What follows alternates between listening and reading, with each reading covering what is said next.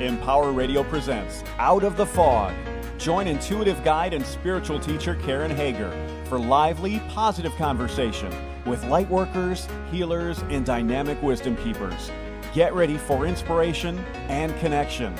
This is Out of the Fog on Empower Radio. Here's your host, Karen Hager. Hello and welcome to Out of the Fog. I'm Karen Hager. Each week at this time, we gather for spiritual conversation with enlightening guests, and I'm glad you're here. Do you know listener feedback makes me go all kind of crinkly and sparkly on the inside? I'd love to hear from you about who you would like to hear on this program and what you think of what you're hearing so far. You can reach out to me via email, karen@karenhager.com, or find me on Instagram or Facebook. I am Fog City Psychic over there. Now then, how can we be and stay true to ourselves while we stay connected with our partner in a relationship, whether that's a relationship of many years standing or something that's brand new? How do we stay true to ourselves? Well, intuitive relationship healer Deb Acker is my guest today. And she's here to talk about how to tell when our intuition is speaking to us in relationship and how we can use that intuition to create relationships that are more exciting and more vibrant so that that authenticity and connection stays with us. Are you ready to meet her? Deb Acker is an intuitive coach, healer, and channel. As an intuitive relationship healer, she helps women heal their relationships, especially their inner relationships. Deb's written for many publications, including the Huffington Post and Elephant Journal. And when she's not coaching, speaking, or writing, you can find Deb working out or in nature or traveling the world. You can find out more about Deb and her work at DeborahAcker.com. And that's Deborah with an H, A-C-K-E-R, DeborahAcker.com. Deborah, welcome to Out of the Fog. Thank you. Thank you so much for having me. I'm so excited and grateful to be having today's conversation. I'm glad you're here. So tell me a little bit about who you are. And I bet when you were a little girl, you didn't say, I'm going to grow up and be an intuitive relationship healer. So how did you get to this place? Well, you know, what's really interesting is my journey. Actually, I came in as a soul really focused around love. And even when I was a little girl, always knew that I was meant to have great love in my life, and not the fairy tale kind of great love, but really, truly great love in my life. Now, that being said, where I started actually was before I was even 2 years old. My dad left. And of course, at the time, he wasn't leaving me. He was leaving my mother. That was a starting point for how my relationship journey would begin. And then from there, you know, I went into my childhood and really subconsciously kept trying to prevent people from leaving, you know, and became a people pleaser as a result of that. I said yes when I meant no. I completely disconnected from myself and disconnected from my feelings. And I will say that I was terrified of something happening to my mother, who was my primary support system at that time. And so, unfortunately, when I was 17, and I believe, I know this can sound harsh to some, but for me, I believe that we, you know, co-create our experiences. And unfortunately, when I was 17, she ended up passing away from cancer. And so deep down, like I said, I was terrified something could happen to her or would happen to her. And then when I was 17, unfortunately, that did happen. And so those two moments in my life, they really rooted in a deep abandonment pattern, really unbeknownst to me in those moments, because I think we tend to think of abandonment as, you know, being left on the streets. And so that wasn't the case, right? It was just my dad, you know, my parents divorcing at a young age, and then my mother passing away. And so then when I went out into relationships and tried to create healthy, loving relationships, people kept leaving, or I kept attracting physically and emotionally unavailable partners, because that was what love equaled to me at that point in time. But as magically and beautifully things go, that was meant to set me on my path. That was meant to set me on this journey of becoming an intuitive relationship healer. And I've added the title Master of Love. Oh, I love it. So I've added that as self-proclaimed. But that's actually what I heard intuitively when I was like checking in as I go deeper into teaching people, how do we create, it's a new kind of love. I'm calling it new paradigm love. And so we have these ways of old paradigm love and new paradigm love. So just how do we create that in our lives to have these magical, full, alive, juicy relationships that actually feel right to us, which is in part aligned with today's topic, and relationships where we are all in and our partners are also all in with us. So that's a little bit about my story, my journey. Yeah. Can I ask, I was really struck by what you were saying about how the thing you were the most afraid of happened, and that there was a feeling that you might have helped co-create that. If we enter relationships from a place of fear the other person will leave us, are we creating that reality where they leave us? Because the other person's creating their own reality too, right? Everybody's on their own journey. What do you think about that? Yeah, so I think my personal opinion of it is that we are co-creating. I think I already had this abandonment pattern from when I was 2. So in my field, in my energy field, was fear of people leaving, people leave, love equals leaving. Mm-hmm. And also I will always be left. So if you think of that, like, it's like a transmitter, right? And I was transmitting that out into the field. And I remember even being like, I have this memory of being like maybe in 5th, 6th grade and being terrified at times that my mother wasn't going to make it home. Like she used to teach on the south side of Chicago. I grew up in the north suburbs of Chicago. And she used to teach on the south side. And I had I was terrified a lot of the time that she wasn't going to make it home. So yes, that was in my field. And then my mother had her own versions of basically not wanting to be there, right? Where she would, it was hard. Like I have a twin sister, so it was the 2 of us, and she was single and on her own. And so if she wanted to be there for us, but then there was parts of her where life was just really hard. And it was like, probably as a human was like, get me out of here, And so there was a co-creation in that. So I do think we are always constantly creating our reality. I think people show up for us subconsciously in the ways that we need them to. And then I think also, obviously, they are co-creating their own reality. And of course, while my mother didn't want to leave, subconsciously, there were parts of her that she hadn't faced and dealt with that didn't want to be there. Right. And so, yeah, that would be how I would explain that for myself. Yeah. So how do we start to change the stories that we tell ourselves about relationships? I need to make sure that the person doesn't leave. I need to say yes when I really should be saying no. How do we start to stay connected to our truth, what is right for us? And see, I would say that when we're connected to those kinds of authentic things, our relationships are much better because there's a lot more room for fun and growth and genuine discovery. And it's not all us, because your partner's going to come with their own stories too. It's not all us just telling stories to each other. So how do we stop the storytelling and really feel into what we most want and need in relationships? I love that as a question, because there's like, I'll give 2 parts to this. And of course, it's a lot more in depth, but I'm going to simplify it in 2 different parts. So the first part is always awareness, right? And so it's recognizing when you show up in relationship in a certain way, or even that you have a fear coming up in relationship. Like I spent so much of my 20s and into my 30s terrified of people leaving. Right. And that was the programming that was running in my consciousness over and over and over. And even like I was trying to prevent it. I remember, the last dating scenario I had before I really went on a new path and decided I was in therapy, but it was really unsuccessful therapy for many years. And I finally decided I was going to do something different to create a different result. And that last dating scenario, I don't even know what to call it. It wasn't a relationship, but the last time, like I was dating someone short term, and of that was, when we met, I kind of remember having this thought, like looking to see if he had any kind of, unavailability. like I could see that he's wearing a sign. Yeah, I'm available. And of course, naturally, even looking for that, I was in the vibration. I was in the energy of unavailability. So I was attracting that in, but just started to become aware of, okay, this is what I'm doing. Why is it that I'm doing what I'm doing? And, or what am I scared of right now in being vulnerable with this person and being real, in connecting with this person and getting together with them and getting to know them more, even, if you're at the beginning of a relationship, and just starting to become aware of like how you show up in relationship. And if how you're showing up is that really you, or is that rooted in a childhood fear? Is how you're thinking rooted in a childhood fear? So just that awareness.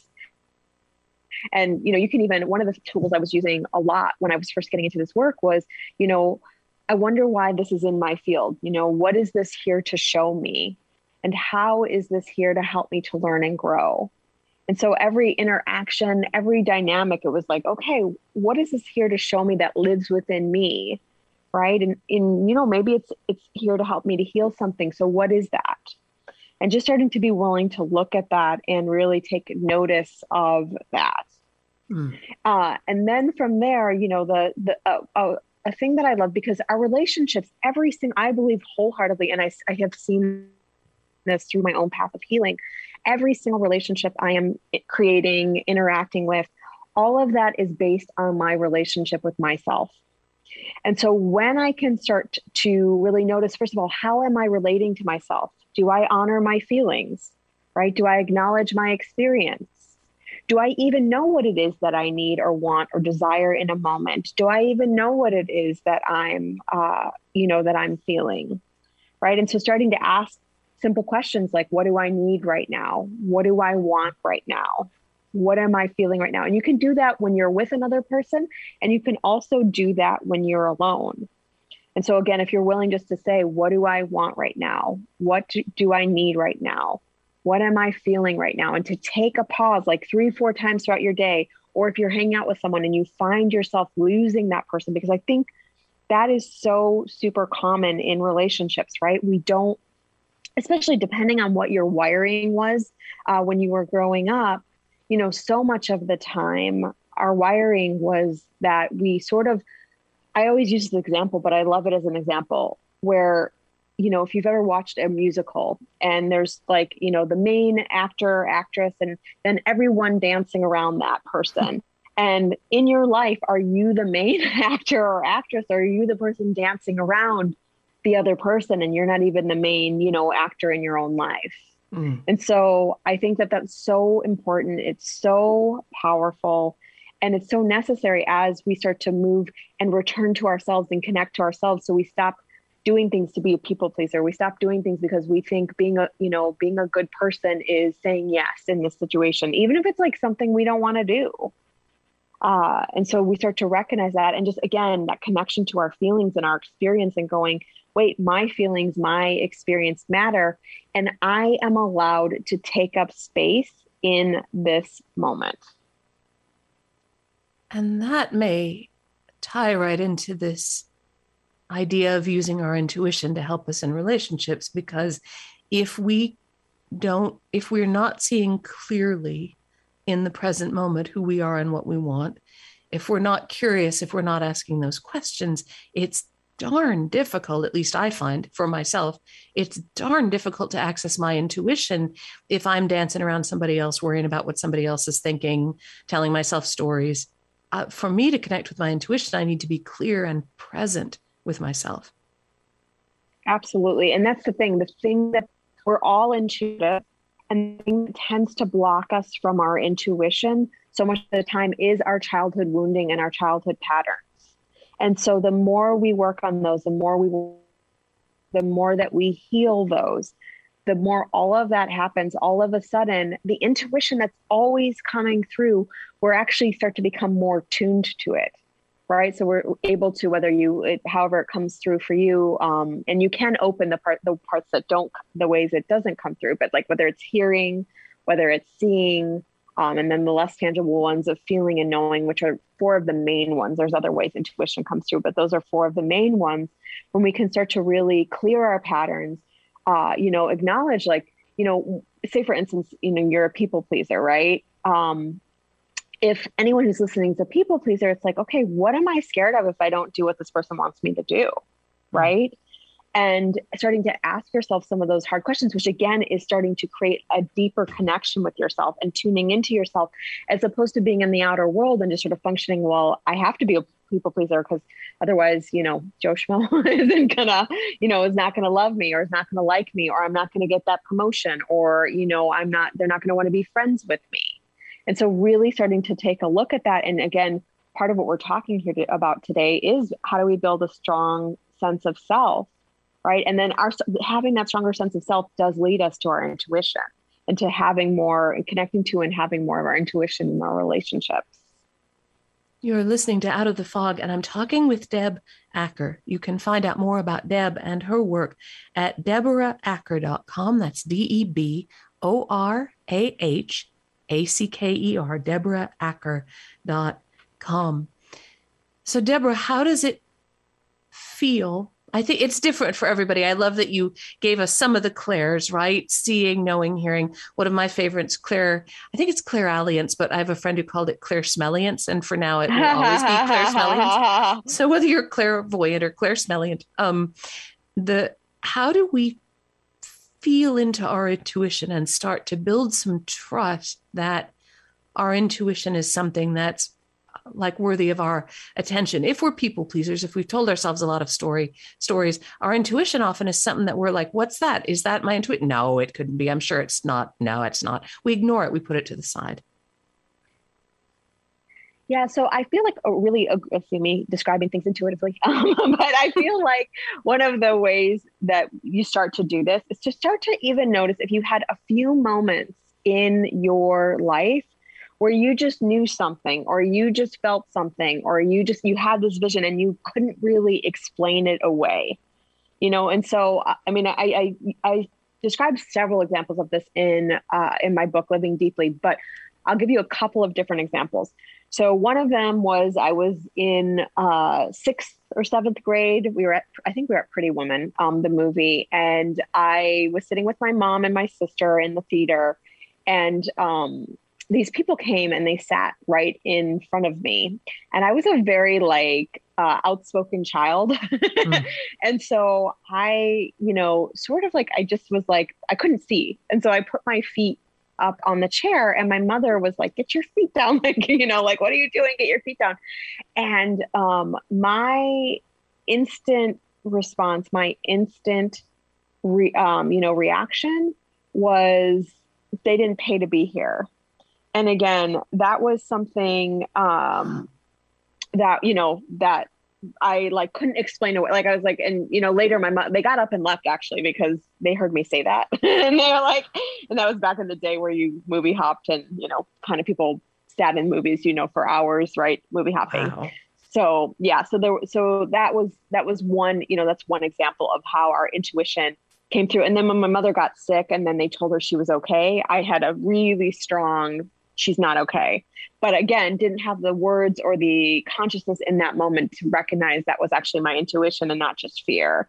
And so it's a constant tuning. It's a constant revolving. And the more connected you get to yourself, which can be just, again, you start to feel your feelings. You start to create a space to say at the end of my day, what was that like for you in that meeting when you got shut down? Or what was that like, hanging out with your friend today? And you just start to build a dialogue and have a conversation with yourself. All of that stuff leads to more self-connection where you start to connect to your intuition.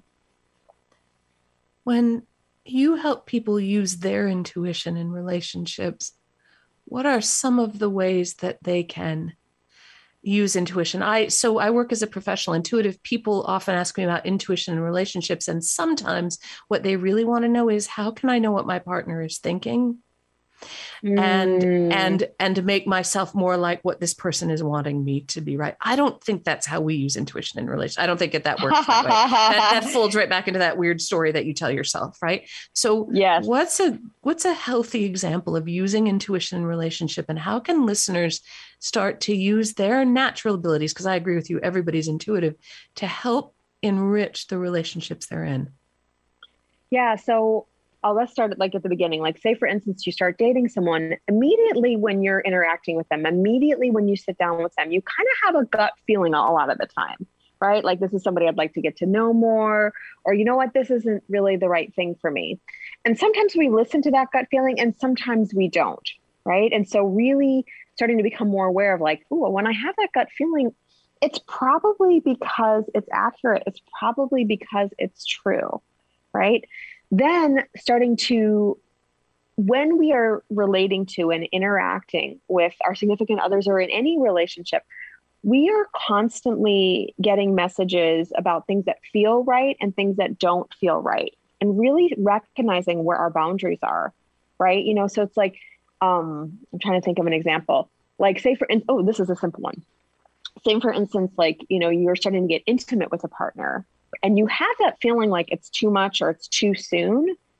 And yet sometimes we override that feeling, right? Again, because we want to be liked, or because we've been taught like we can't say no, or like this person will leave. So again, a lot of times intuition feels really light, or if you're forcing through or pushing through something, it can feel heavy in the body. So starting to recognize, it's like, ooh, this feels heavy. Why does that feel heavy? That might mean that I'm overriding my intuition. Now, even deeper, a fun way to play with intuition is to kind of notice, like, what are the ways that you're maybe more creative in your life, right? So whether that's writing or that's art, it's dancing. And can you bring, a lot of times I feel these calls or these pulls, when I'm playing in relationship, that I either want to do something silly or be more playful. All of that can be aspects of intuition too, where we start to bring in more of our creativity. So it's about noticing and having awareness of, like, I really feel like, dancing right now, or I really feel like, expressing myself, drawing a picture of this person, which I know these are can be a little bit stretched, but it's like really starting to tune to that. And then not so much of the time we hold ourselves back. We're not our true selves, right? And so being willing to express yourself in these new ways, that also will encourage your intuition to come forth more. And it takes courage to express yourself that way. At least it does for me, and I'm assuming for a lot of people. It takes courage to express yourself that way.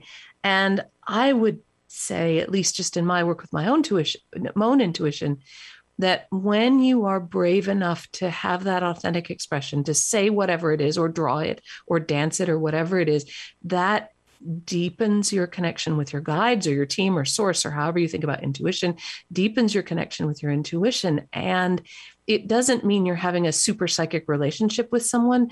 It just means that you're more able to be fully present in that relationship. Does that seem right from what you know?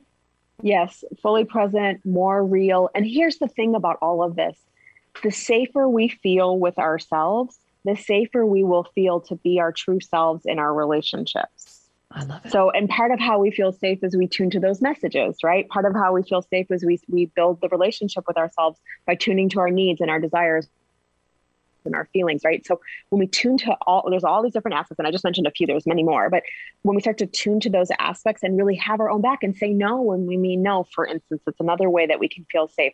All of those start to create and build a relationship with ourselves that all of a sudden, then when we go and we're like, I really am feeling called to draw something for this person, like that's what my heart is telling me to do in this moment, we do that. And because we feel safe, we've attracted someone that we can also feel safe with, and we're more able to be vulnerable, and they're more able to receive what it is that we're sharing. Now, Deb, I know we've just got a couple minutes more left together. Yeah. Can you let the listeners know how they can connect with you and find out about all the things you're offering? You got a bunch of good stuff on your website. Yeah, so you can head to the homepage of my website at deboraacker.com. And there I've got a 10 out of 10 complimentary 2-hour immersion. I'm calling it a master's class versus a master class. And basically in that class, I talk about how do you actually create Feel Right, all in, really juicy, and it's new paradigm love. And so really this whole, how do we be true to ourselves? How do we bring more of our full and true selves to our relationships? How do we communicate our truth? Those are a lot of things that I'm going to be covering in that immersion. It's free. It's 2 hours long. It's freaking awesome. If you're more of a one-on-one person, I also have a complimentary 30-minute relationship assessment where we will talk about the truth of what's really holding you back in relationship. And then we'll put together a plan of how I could support you in really in getting on that path to healing a lot of your relationship patterns and creating the type of love that you're desiring in your life. So those are a couple of ways that I can support you. And there's a ton more on the homepage of my website. Oh my gosh, I love it. Thank you so much for being on the program and sharing this. Thank you, Deb. Thank you so much for having me. Again, what a lovely conversation. That is Deb Acker. She's the author of the book Living Deeply. She's offering the complimentary 2-hour immersion and that complimentary 30-minute kind of assessment call. You can find all that at deboraacker.com, DeborahAcker,